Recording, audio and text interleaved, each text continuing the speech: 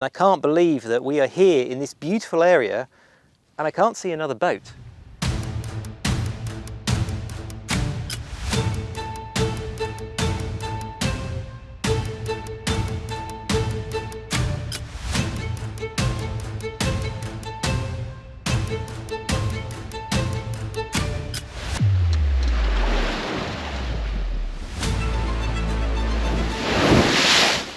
We have sailed over 50,000 miles on our 37-foot sailboat Florence, seeking out stunning tropical locations around the world.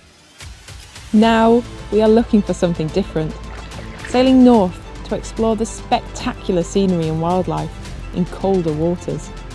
We are Matt and Amy, and this is Sailing Around Britain.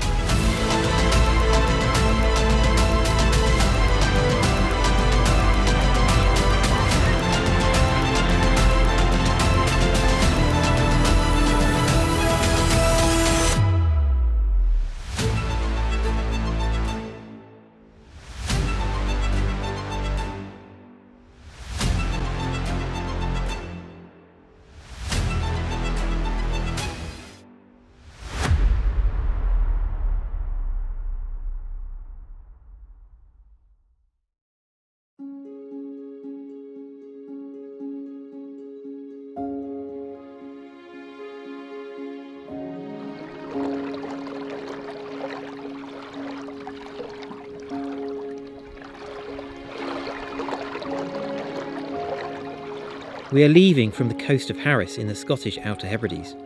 Ahead of us lies the majestic silhouette of the Shiant Islands.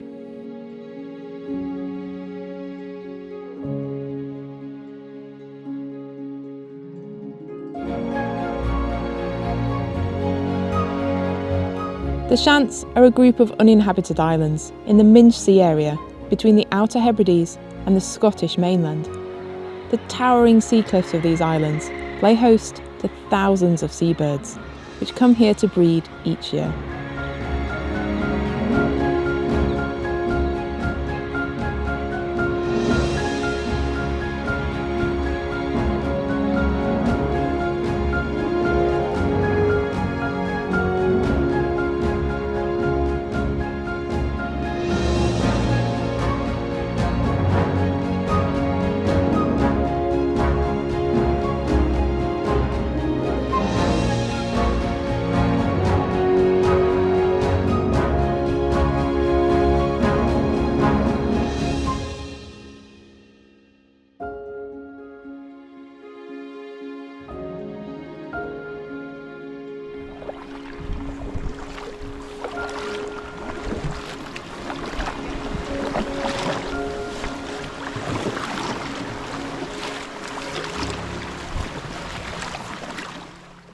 So these spectacular islands are the Shiant Islands, and before we came here I wasn't sure if they were pronounced Shiant or Shant, but we just met a guy whose family have owned these islands for about 100 years and he calls it the Shiant Islands, so I'm going to go with that. But these islands are not only spectacular, but they are really important for bird life. So they have about 10% of the UK's puffin population just based on these small islands. These islands are uninhabited for most of the year. Some people do come and stay in the bothy occasionally here, and sometimes some kayakers visit and camp here other than the yachts. But the rest of the time it's just here for the birds.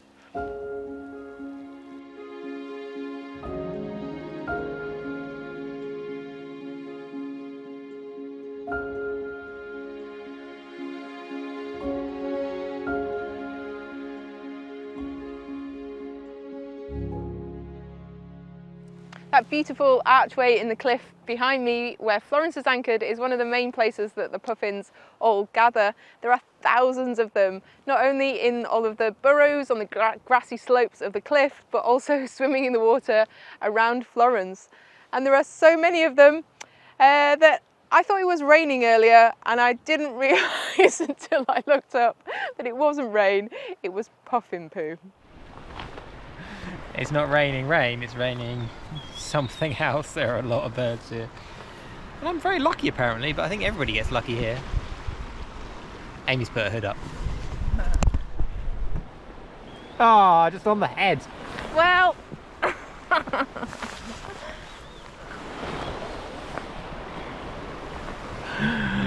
I just got pooed on my head. It's like pattering down on the water around us. Definitely no looking at the sky with your mouth open here.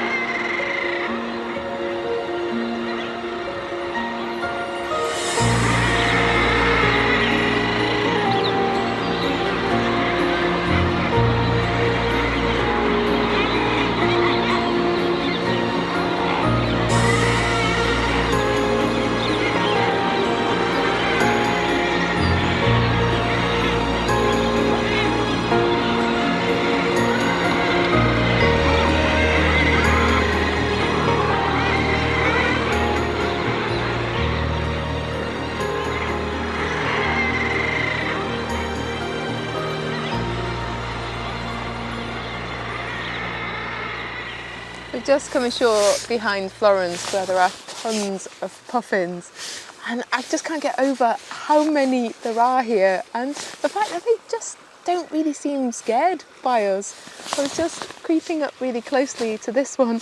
Actually got so close that I couldn't zoom out far enough to take a photo, and then another puffin came in and totally photobombed him. It's amazing. I really cannot get over how many puffins there are, not just here, but in the other islands that we've been to as well. It's crazy, when we left, in June, and people were telling us, oh, you might be a bit late, you might have already missed the puffins. We have not missed the puffins.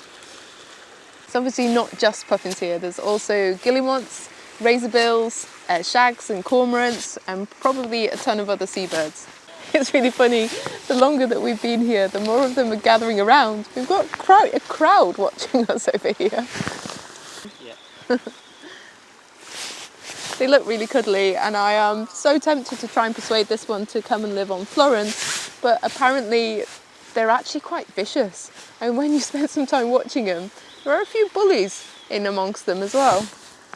Their beaks are really sharp, and they're not afraid to use them. I just got totally dive bombed, but there's nowhere to wipe it because the grass is even more covered.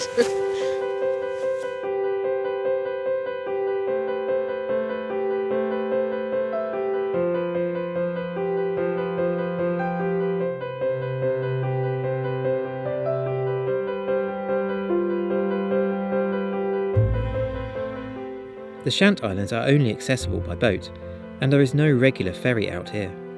But the anchorage is deep and not especially well protected. So with another spell of bad weather approaching, all the boats left.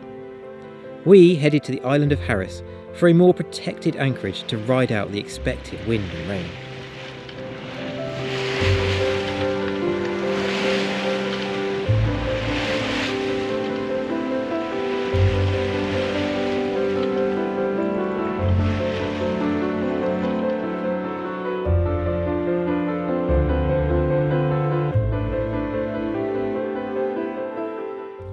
Pool is an incredibly secure anchorage, all-round protection from the waves, and land high enough to give some windbreak without being too high to cause big gusts and downdrafts.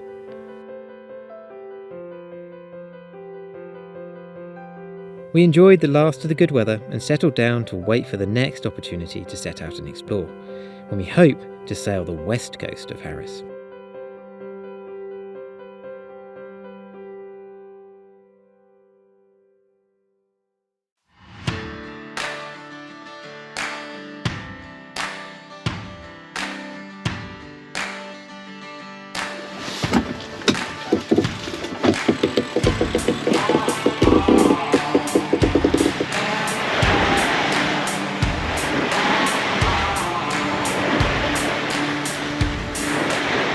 Sailing on today to an area of the Outer Hebrides which is much less frequented by sailing boats, and probably for good reason, because it is open to the ocean swell coming from the west, and you have to head through a narrow channel which is strewn with rocks and has a huge amount of tide coming through it. So we're heading to the other side of Harris, onto the west coast of Harris, but also for really good reason, because the pictures of the anchorages available on that coast are absolutely stunning, and it also puts us in a much better position to wait out the weather to hopefully head to St Kilda, which is the most remote of all of the British Islands.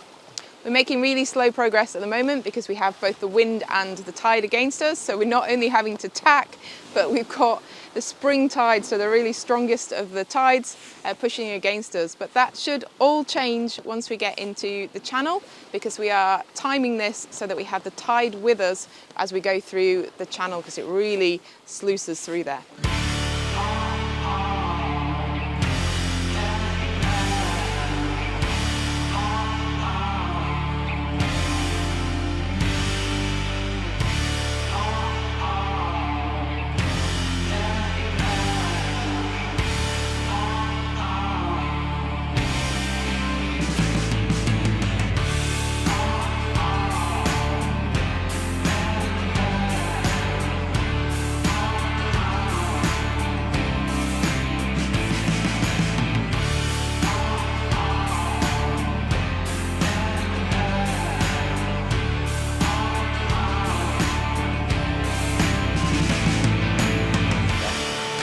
Just coming out of the Sound of Harris, we're getting whistled through here. We've got 2.5 knots of tide with us, which is really helping us because there's not very much wind, so otherwise it'd be really slow. But we've gone from the really smooth, calm inner Sound, and we're coming out into the open Atlantic Ocean on this side. But it's so calm that this chop is actually just being generated by the tide that's been helping us through against the wind. And it's forecast to be really calm for the next few days, so it should be perfect conditions for exploring the Atlantic coast of Harris.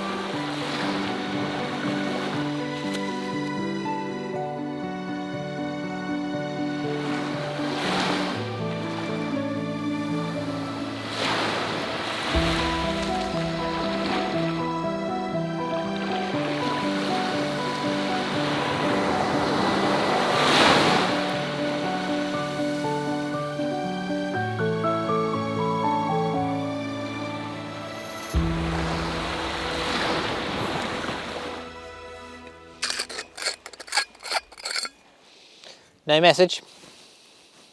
Perfectly good bottle though. Question is, do we fill it with whiskey or water? In Scotland. It's Scotland. It's got to be whiskey.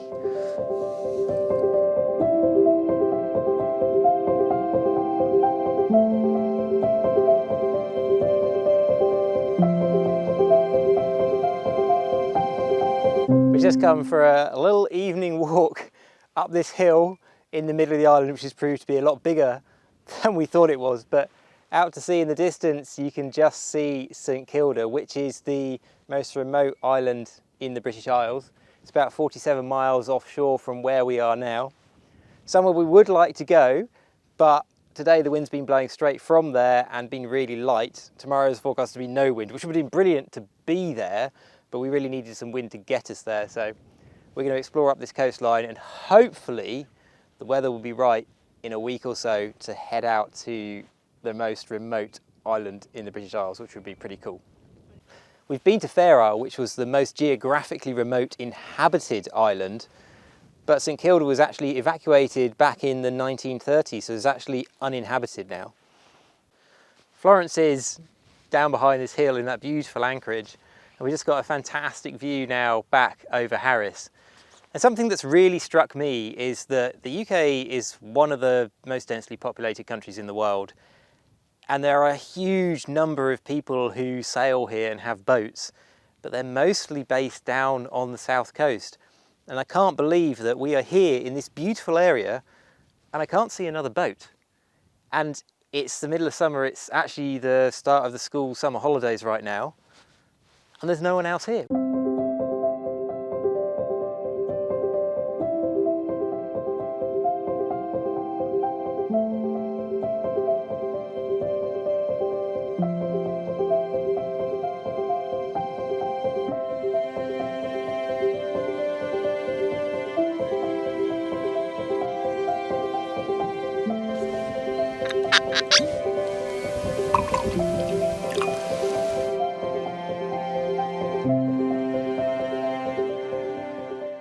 It is always worth getting to the top. We've now got amazing views of further up the coast of Harris and a wee dram of whiskey to celebrate. So cheers, Scotland.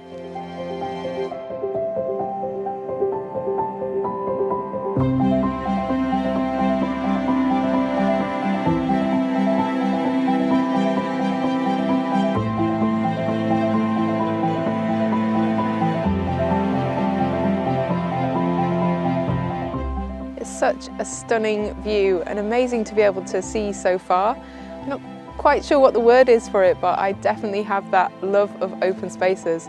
It reminds me of how I feel when we're in the middle of the ocean and you just have a clear horizon around you. It really helps clear my mind and helps put things into perspective.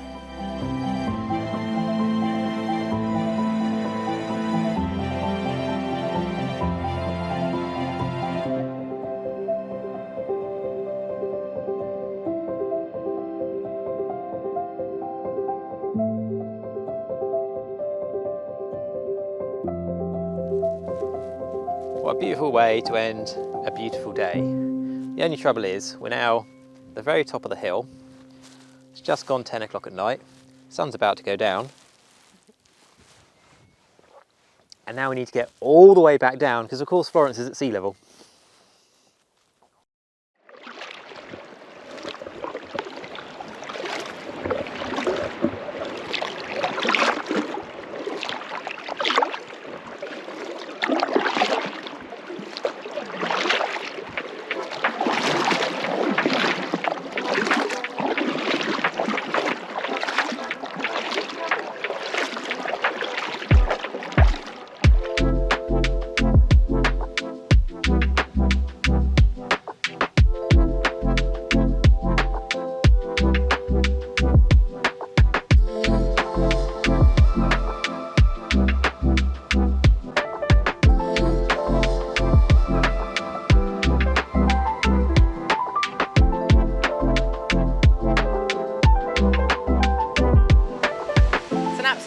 Gorgeous day today.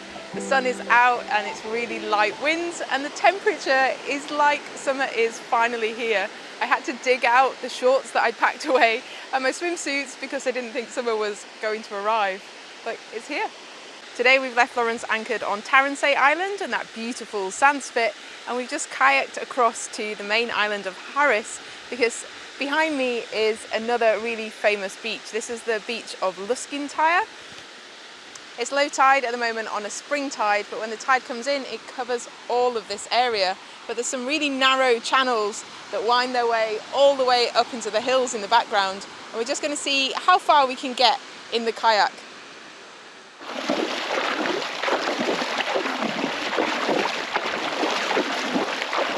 We finally found the start of the inlet. We had to wade along the beach a little bit because the tide was so far out that it was too shallow to paddle. But now we're in. It's so much bigger than I thought it was going to be. I always find it really hard to judge the scale of these sorts of places. Absolutely gorgeous. It does remind me a little bit of the inlet that we sailed the dinghy up in the Whitsunday Islands in Australia. Bit of a different temperature though. Oh, this was alright. I could get used to you paddling me along. Chauffeur driven. Yeah, this does not happen very often. Oh, I could just lie back here. Could just do with a nice glass of wine. Romantic river trip. The tide has really started to come in now, so it's pushing us nicely up the inlet, and it's just a case of how hard we want to work on the way back out as to how far we go. So it's going to be really pushing against us on the way back out. You can stop filming and start paddling anytime, you know. I'm doing a very important job here. You're doing a very important job.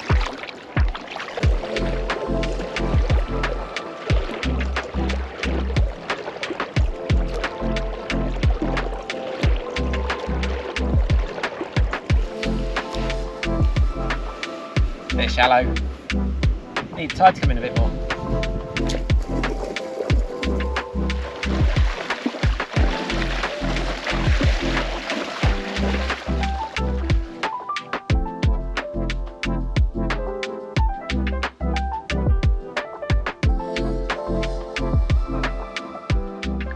Tide is rushing in though.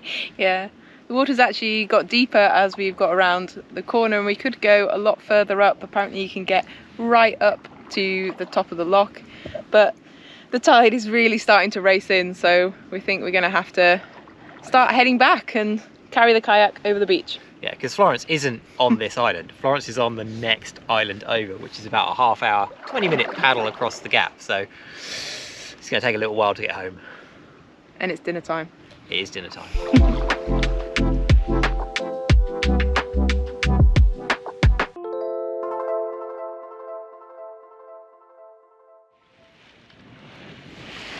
Next time we sail to an equally stunning isolated anchorage, but then find out why there are so few boats here.